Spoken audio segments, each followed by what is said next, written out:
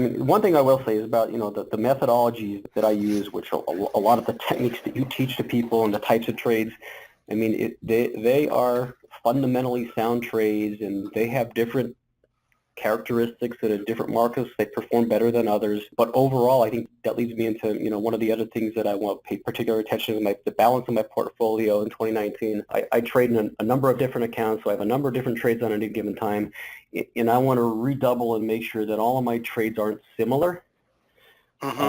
Because, so you're not running around and trying to adjust 6 or 8 trades when something bad happens. It's important to have a diversity of time frame, whether you're using an underlying of the SPX or what, and also the time frame and the type of trade, whether it be a bearish butterfly or some other bearishly lean trade versus a neutral trade like the M3.